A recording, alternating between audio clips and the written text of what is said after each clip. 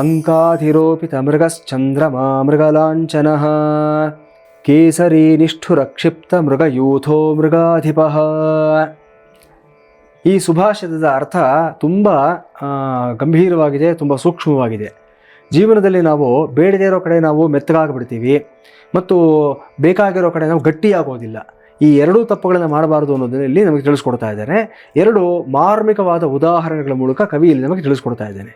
ಏನು ಹೇಳ್ತಾ ಇದ್ದಾರೆ ಈ ಸುಭಾಷಿತದಲ್ಲಿ ಅಂತಂದರೆ, ಚಂದ್ರ ಜಿಂಕೆಯ ಮೇಲೆ ತುಂಬ ಅತಿಯಾದ ಮಮಕಾರವನ್ನು ಇಟ್ಕೊಂಡು ಅದನ್ನು ತೆಗೆದುಕೊಂಡು ಬಂದು ತನ್ನ ತೊಡೆಯ ಮೇಲೆ ಇಟ್ಕೊಂಡಂತೆ. ಇದರಿಂದ ಅವನಿಗೇನು ಸಿಕ್ತು ಲಾಭ ಅಂತಂದರೆ, ಮೃಗಲಾಂಛನ ಅನ್ನೋ ಒಂದು ಕಳಂಕ ಅವನಿಗೆ ಅಂಟ್ಕೊಂಡ್ಬಿಡ್ತು. ಅವನಿಗೆ ಚಂದ್ರನ ನೋಡಿದ್ರೆ ಪರಿಪೂರ್ಣನಲ್ಲ.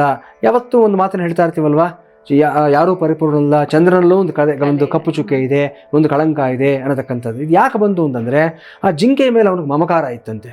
ಅದಕ್ಕೋಸ್ಕರ ತೊಗೊಂಡು ಬಂದು ಅವನ ತೊಡೆ ಮೇಲೆ ಕೂಡಿಸ್ಕೊಂಡಂತೆ. ಅದರಿಂದ ಆ ಪರಿಪೂರ್ಣವಾದ ಪೂರ್ಣ ಚಂದ್ರನಲ್ಲಿ ಆ ಸಣ್ಣ ಕಪ್ಪು ಚುಕ್ಕೆಯನ್ನು ನಮಗೆ ಕಾಣಿಸೋದಕ್ಕೆ ಶುರುವಾಯಿತು. ಸೊ ಈ ರೀತಿ ಅತಿಯಾದ ಅನವಶ್ಯಕವಾದ ಮಮಕಾರಗಳನ್ನು, ಮಮತೆಯನ್ನು ತೋರಿಸೋದಕ್ಕೆ ಹೋಗಬಾರ್ದು. ಬೇಡದೇ ಇರೋ ಜಾಗದಲ್ಲಿ ನಾವು ಮೆತ್ತಗಾಗಬಾರ್ದು ಅನ್ನತಕ್ಕಂಥದ್ದು ಮೊದಲನೇದಾಗಿ ನಾವು ಕಲಿಬೇಕಾಗಿರುವಂಥ ಪಾಠ. ಎರಡನೇದೇನು ಹೇಳ್ತಾರೆ ಅಂತಂದರೆ, ಅದೇ ಅರಣ್ಯದಲ್ಲಿರತಕ್ಕಂಥ ಒಂದು ಸಿಂಹ ಯಾವುದೇ ರೀತಿಯಾದಂಥ ಒಂದು ದಯಾದಾಕ್ಷಿಣ್ಯ ಇಲ್ಲದೆ ರೂತ್ಲೆಸ್ ಆಗಿ ಸಿಕ್ಕ ಪ್ರಾಣಿಗಳೆಲ್ಲವೂ ಸಹ ಸಂಹಾರ ಮಾಡ್ತಾ ಹೋದರೂ ಸಹ ಆ ಸಿಂಹವನ್ನು ಏನಂದ್ರು ಎಲ್ಲರೂ ಮೃಗಾಧಿಪ, ಕಾಡಿನ ರಾಜ, ಲಯನ್ ಕಿಂಗ್ ಅಂತ ಹೇಳಿ ಹೊಗಳಿದ್ದೆ.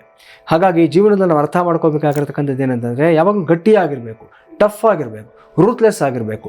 ಅನಾವಶ್ಯಕವಾಗಿರೋ ಜಾಗದಲ್ಲಿ ನಾವು ಮಮಕಾರ, ಮಮತೆ ಮತ್ತು ದಯೆ ಇವೆಲ್ಲವನ್ನು ಅನಾವಶ್ಯಕವಾಗಿ ತೋರಿಸೋಕೆ ಹೋಗಿದ್ದಾದಲ್ಲಿ ನಾವೇ ಕೆಟ್ಟವರು ಆಗ್ತೀವಿ ಅನ್ನೋದು ಈ ಒಂದು ಸುಭಾಷಿತದಲ್ಲಿರ್ತಕ್ಕಂಥ ಮರ್ಮ ಆಗಿರುತ್ತೆ.